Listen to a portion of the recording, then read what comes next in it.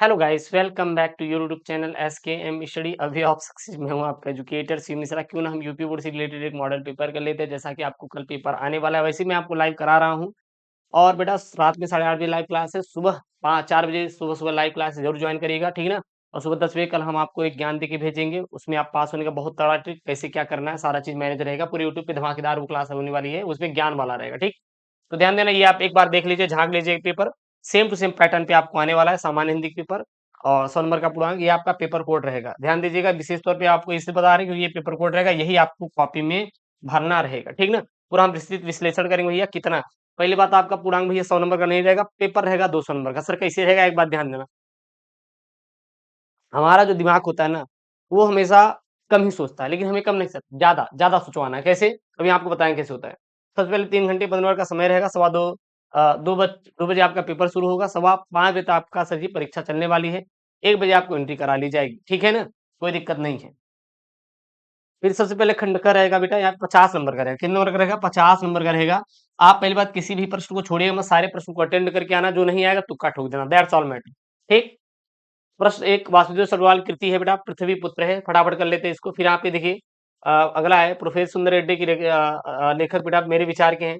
यशपाल कृत सिंहावलोकन का रचना विधा है, सर ये आत्मकथा है। निराला की साहित्य साधना के लेखक बेटा कौन है, राम विलास शर्मा है। आलोचनात्मक कृत साहित्य सहचक के लेखक कौन है, हजारी प्रसाद द्विवेदी है। और हिंदी साहित्य का प्रथम कवि माना जाता है बेटा सर हप्पा को। नई कविता युग की रचना बेटा खुशबू की शिलालेख है। और तार सप्ताह का प्रकाशन 1943 है। भारतेंदु हरिश्चंद्र द्वारा प्रकाशित पत्रिका बेटा कई वचन सुधा है। और वही रीति काल की सर्वाधिक महत्वपूर्ण जो प्रवृत्ति है, वह है रीति निरूपणता है। क्लियर है। उसके बाद आपका यहाँ पे आपका गद्यांश शुरू होगा। जो गद्यांश रहने वाला बेटा 10 नंबर का रहेगा।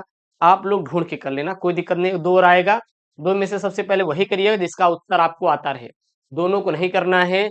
ऐसा नहीं एक कर लो, पता लगा उर्दू हमें उत्तर नहीं आ रहा है, सेकंड वाले का हमें उत्तर आ रहा है, काट के दूसरा नहीं। पहले देख लेना किसका उत्तर आपको अच्छी तरीके से याद है, ठीक। फिर गद्यांश यहाँ क्या है, जल का प्रवाहानंत होता है, सहस्त्रों वर्षों से भूमि के साथ राष्ट्रीय जन ने तदात्म प्राप्त किया है। जब तक सूर्य की रश्मियां नित्य प्रातः काल भूमि को अमृत से भर देती है, तब तक राष्ट्रीय जन का जीवन क्या है बेटा, अमर है। इतिहास के अनेक उतार चढ़ाव पार करने के बाद भी राष्ट्र निवासी जन नए उठती लहरों के साथ आगे बढ़ने क्या बेटा, अजर और अमर है। जन का सततवाही जीवन नदी के प्रवाह की तरह है, जिसमें कर्म और श्रम के द्वारा हम उत्थान के अनेक घाटों का निर्माण करना होता है। 5 सवाल रहेगा, कर लोगे। पहला यहाँ पे, राष्ट्रीय जन किसके किसके साथ प्रदान प्राप्त किया है। राष्ट्रीय जन ने जीवन कब तक बेटा अमर माना है, क्या माना है यहाँ पे, अमर माना है। उसके बाद यहाँ पे अगला प्रश्न जो है, जन का संततवाही जीवन किस तरह है, रेखांकित इसकी व्याख्या कीजिए, गद्यांश का शीर्षक लीजिए। सेम टू सेम पैटर्न पे आपका आएगा। 5 सवाल रहेगी, प्रत्येक सवाल 2 नंबर का रहेगा। राष्ट्रीय जन किसके साथ प्रदान प्राप्त किया है, तो यहाँ पे देखिएगा राष्ट्रीय जन किसके साथ प्रदान किया गया, सहस्त्रों वर्षों से भूमि के साथ राष्ट्रीय जन ने तदात्म प्राप्त किया, दैट्स ऑल मैटर। और आपको कुछ भी नहीं करना, ऐसे ढूंढ के कर लेना, ठीक। अथवा में वो नहीं आ रहा तो ये कर सकते हैं। 10 नंबर का क्या है, कई महीने बाद आए, सुबह चाय पीकर अखबार देखा तो वे तूफान की तरह कमरे मुंह से साइक्लोन की तरह मुझे अपनी भुजाओं में जकड़ लिया। मुझे धृतराष्ट्र की याद आ गई, भुजाओं में जकड़े हुए भीम के पुतले की याद आ गई। यह धृतराष्ट्र की सही जकड़ थी। अंधे धृतराष्ट्र ने टटोलते हुए पूछा, कहाँ है भीम, आ बेटा तुझे कलेजे से लगा लूं। और जब भीम का पुतला उसकी पकड़ में आ गया तो उन्होंने प्राणघाती स्नेह से उससे बेटा क्या कर दिया, जकड़ कर चूर्ण कर दिया। अब देखना, मैंने आपसे बोला भी कि पेपर 200 नंबर का आएगा, कैसे 10 नंबर का ये हो गया। अच्छा बेटा अथवा में नहीं है क्या, अथवा बार में नंबर जोड़ोगे। 10 नंबर का वो था। आप एक से प्रश्न को क्यों जोड़ रहे हैं, 2 प्रश्नों को जोड़ो, तो 10 दूनी 20 नंबर हो गया। गद्यांश 10 नहीं 20 नंबर का। दिमाग को बोलो कि 20 नंबर का आएगा, एक से करना है। क्या किस तरह कमरे में घुसे, उन्होंने किस तरह मुझे भुजाओं में जकड़ा, सिंपल है यार। क्या महीने बाद आए, वे तूफान की तरह कमरे में घुसे, साइक्लोन की तरह मुझे भुजाओं में जकड़ा। कोई दिक्कत बेटा, नहीं दिक्कत। अगला कर लेंगे। फिर यहाँ पे आपके पद्यांश आएंगे, मेरे प्यारे नवजल से कंज से नेत्र वाले, जाके आए न बधुवन और न भेजा निंदा, मैं रो रो के प्रिय विलह से बावली है रहूं, जाके मेरी सब दुख कथा तू श्याम को सुना दी। सिंपल है यार, 5 सवाल है। राधा किसके द्वारा कृष्ण को संदेश भिजवाती है, कृष्ण का सौंदर्य कैसा है, रेखांकित अंश की व्याख्या कीजिए, राधा की मनोदशा का वर्णन कीजिए, उपयुक्त पद्यांश का शीर्षक और कवि का नाम लिखिए। अथवा में नहीं आ रहा तो ये कर लेना, ठीक है ना। पढ़ाते पढ़ाते ना यार गले का तो हालत खराब है, हैं? मैं कब कहता हूँ जग मेरी दुर्धर गति के अनुकूल बने, मैं कब कहता हूँ जीवन मनुष्य नंदन का आनंद का फूल बने। काटा कठोर है तीखा है, उसमें उसकी मर्यादा है, मैं कब कहता हूँ वह घटकर प्रांतर का ओझा फूल बने। काटा कठोर है, तीखा है, उसमें उसकी मर्यादा है, क्या बेटा आशय स्पष्ट करना है। जीवन मरु में कौन सा अलंकार है, मैं किसकी कामना नहीं करता। रेखांकित अंश की व्याख्या करना, कर लेना बेटा। तो यहाँ पे आपको लेखक का साहित्यिक परिचय और उनकी प्रमुख कृतियां आएगा, बहुत सिंपल है। कन्हैयालाल मिश्र प्रभाकर, डॉक्टर अजय प्रसाद द्विवेदी, हरिशंकर प्रसाद, कर लोगे। अथवा में वो नहीं आ रहा तो आप सॉरी, 3 रहेंगे, 1 करना रहेगा। कभी में देख लीजिए 3 आएंगे, 1 को करना रहेगा। विशेष तौर पे ध्यान देना, 80 शब्द में देना आंसर, उससे बड़ा मत दीजिएगा ना। मैथिली शरण गुप्त है, सुमित्रानंद पंत है, रामधारी सिंह दिनकर है। उसके बाद प्रश्न नंबर 6 है, पंचलाट अथवा बहादुर कहानी का सारांश लिखिए। पेपर में देगा अथवा ध्रुव यात्रा या लाठी कहानी का उद्देश्य लिखिए। यदि आप साहित्यिक हिंदी वाले बच्चे हैं तो आप लोग कर्मनाशा की हार वाला तैयार कर लेना, ठीक। फिर यहाँ पे आपका है प्रश्न नंबर 7, स्वप्नित खंड काव्य के आधार पर किसी एक प्रश्न के एक खंड का उत्तर दीजिए। 80 शब्द देना है। त्यागपति है, सत्य की जीत है, स्वर्ण कुमार है, रश्मि रथी है, मुक्ति यज्ञ खंड काव्य है, सत्य की जीत है, आलोक वृत्त है। तो ये आप अपने जिले के अनुसार तैयार कर लो, हो जाएगा। बहुत ज्यादा टफ काम नहीं है यार, सिंपल पेपर आएगा, इतना ज्यादा भी नहीं आएगा, ठीक है ना। बहुत ज्यादा परेशान मत होना। Yes you can do everything, that's all matter. फिर उसके बाद खंड खा आएगा, जो कि संस्कृत भाषा में महत्तम महामना मालवीय और सुभाष रत्नायन, खूब पेपर में प्रश्न बनते, खूब पेपर में प्रश्न बनते हैं।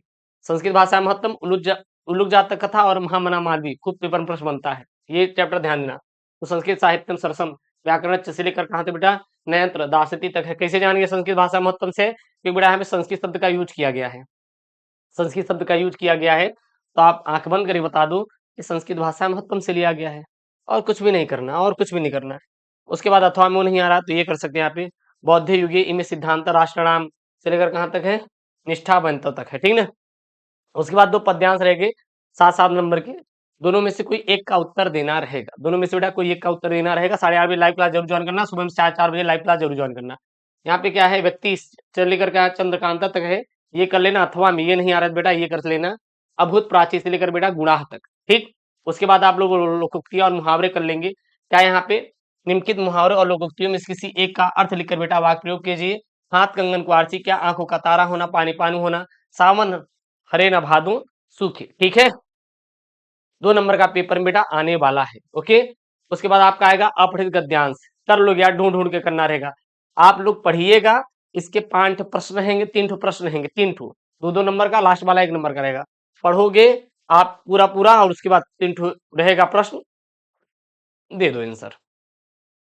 उसके बाद यहाँ पे आपके शब्दयुग में क्या है, निम्नलिखित शब्दयुगों का सही अर्थ का चयन करके लिखना रहेगा। अभिराम अभिराम, अभिराम मतलब लगातार, अभिराम मतलब बेटा सुंदर, बात और बात, बात मतलब वार्ता, हवा, बात मतलब हवा होता है।